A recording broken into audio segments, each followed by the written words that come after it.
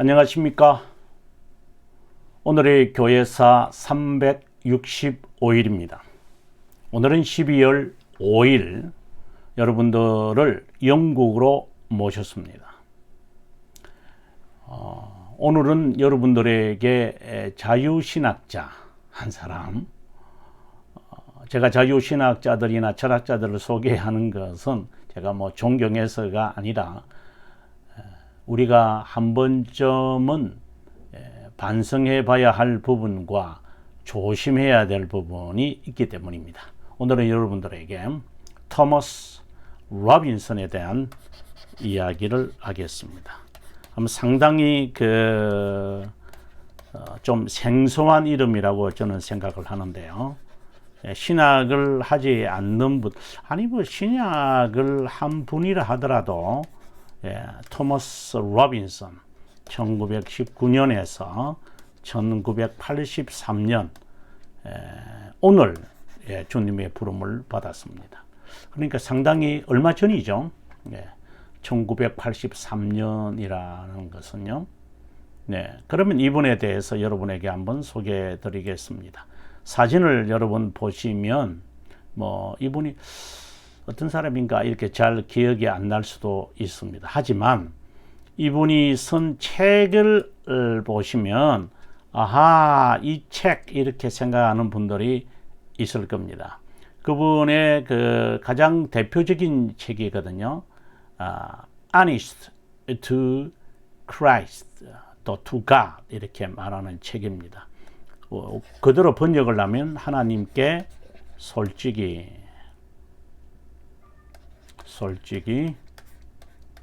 이렇게 얘기했습니다.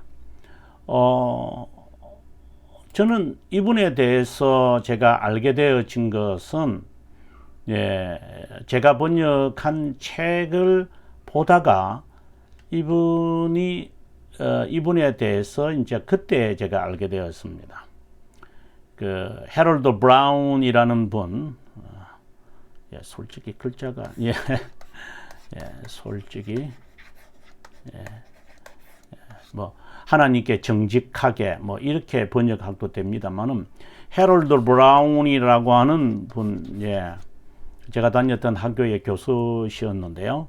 브라운이라고 하는 분이 이제 이 번역한 헤러시즈라는 것이 있습니다. 헤러시즈.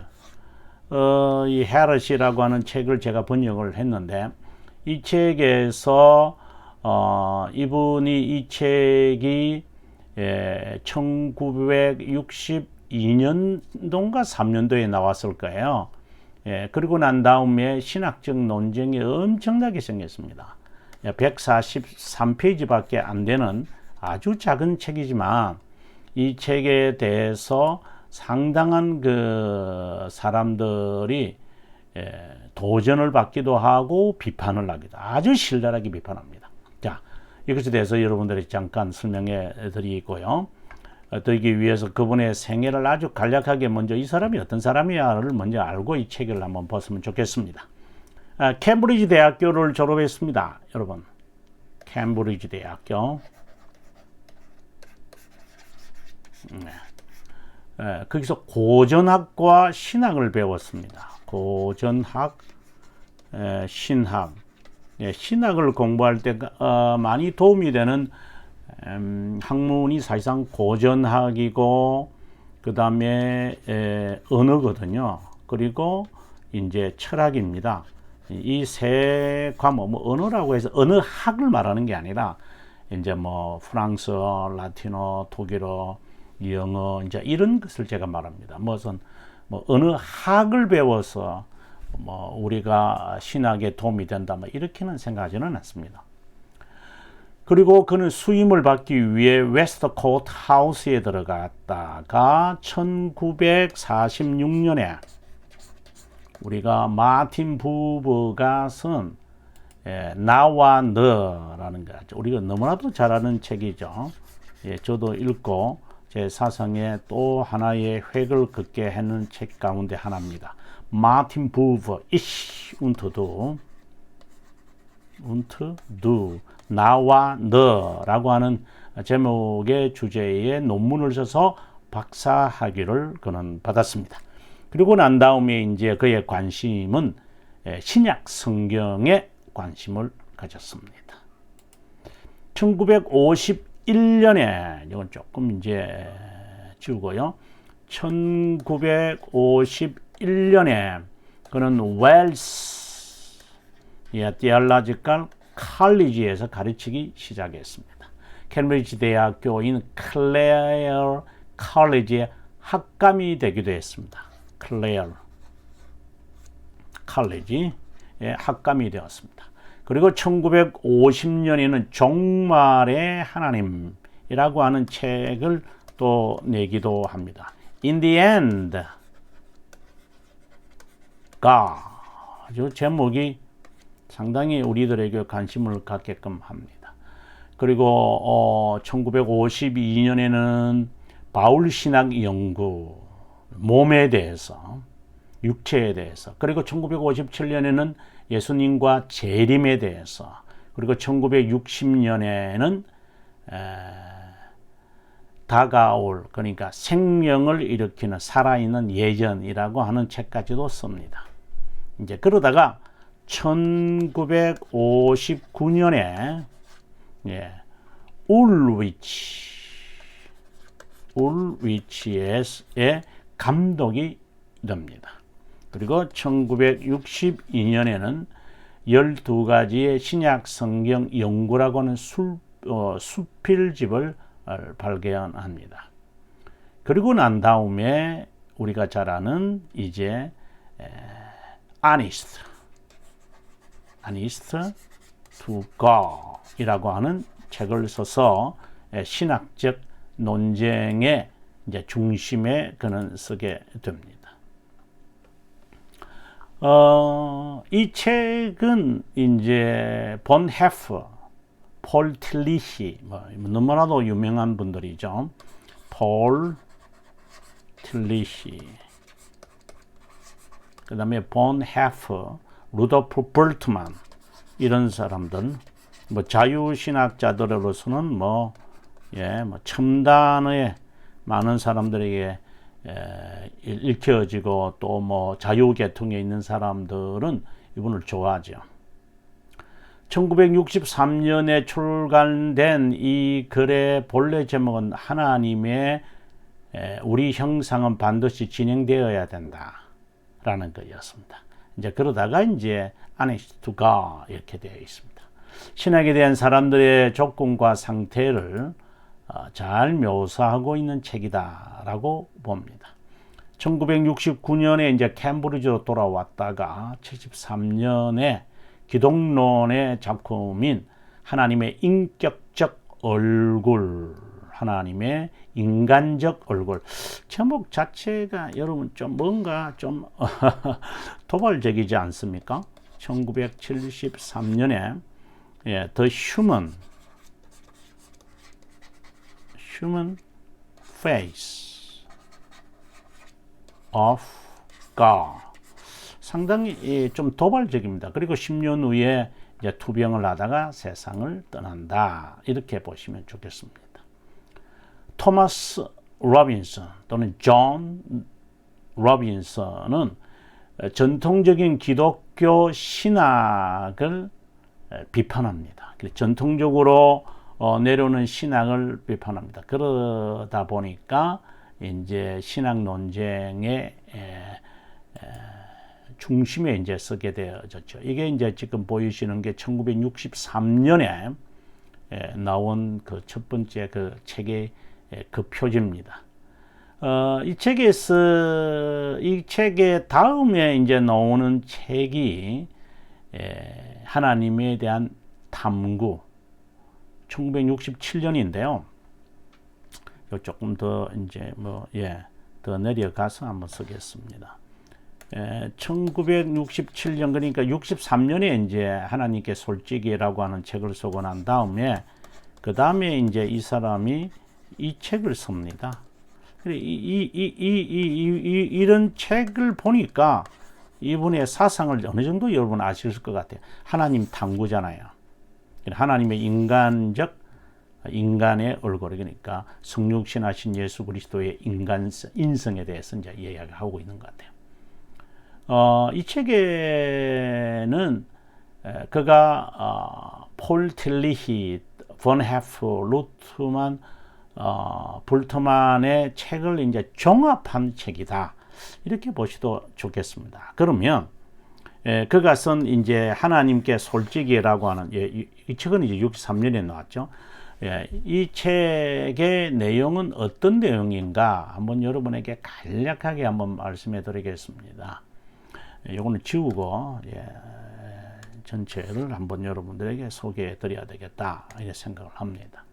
하나님께 솔직히, honest to God. 뭐 to God면은 뭐 into God, to God, 뭐 이런 이 표현을 아주 손쉽게 했습니다. 이 사람의 이제 사상은 쉽게 말하면 이런 겁니다. God out there 이라고 하는, 이 책에서 God out there, 하나님은 거기에 계신다, 이 말입니다. 그래서 기존에서는 뭐라고 하느냐면은 God up there 이거든요. 그러니까 초월의 하나님이죠. 초월적. 초월성을 바라봤다면 이분이 하는 이야기예요. 제가 하는 이야기가 이제 내재성을 강조한다, 이렇게 보시면 돼요. 그래서 굉장히 자유신학을 통틀어서 지금 하는 이야기라고 보시면 좋겠습니다. 기독교인들은 폴 틸리의 그 실존 철학에서 이 사람이 이제 영향을 받은 것으로 보여집니다. 그래서 하나님을 어떻게 여기느냐, 이 이야기입니다. 이거는 보통 이제 전통 신학에서 하는 이야기고요. 이 사람은 하나님을 우리 존재의 근거다, ground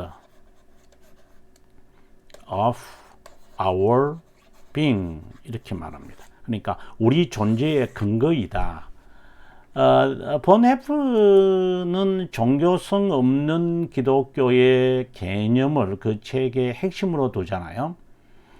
이제 로빈슨은 이제 이것에 대해서 그는 이렇게 말합니다. 세속인들은 세속신학을 추구한다. 그래서 하나님의 지속적인, 그러니까 인성과 하나님과의 지속적인 이 관계는 우리 문화 속에서 가져와야 한다. 그래서 그는 종교나 교회의 울타리 안에 있어서는 안 된다. 그래서 문화로 가서, 세속 문화에 가서 이것을 확대시켜야 한다. 네, 이것이 하나님께 우리가 솔직한 게 아니냐, 이런 말인 것 같아요. 이 책을 통해서 그가 말하고 싶었던 것은 바로 상황윤리라고 하는 겁니다. 이런 우리가 이미 아시는 분들은 상황윤리입니다. situational ethic이라고 하는 말인데요. 저도 신학교를 situational ethic, 제가 신학교에 다닐 때 이 단어를 듣고 상당히 지금도 40년 지난 지금에도 이제 떠오르고 있습니다만은 아주 우리들에게 도전적이었습니다. 이것은 상대주의였습니다. 상대주의. 상대주의. A자입니다. 상대주의입니다. 네. 도덕의 기준을 상대적으로 바라는 겁니다. 상황에 따라서 이게 변화시켜라. 이제 우리가 해체주의라는 것이 있거든요. 교회사에서 보면, 이제 근현대 교회사에 오게 되어지면은 해체주의라는 것이 있습니다. 그 해체주의에 보게 되어지면은, 사람들이 이거 성경의 말씀을 해석하거나 성경의 말씀을 자신에게 적용시킬 때 하나의 뜻만에 제한되지 말고 여러 뜻을 가지고 살아라. 이게 이제 해체주의라는 게 있어요. 이거 지금 참고로 제가 여러분에게 말씀드립니다. 해체주의가 있습니다. 예, 영어로는 deconstruction,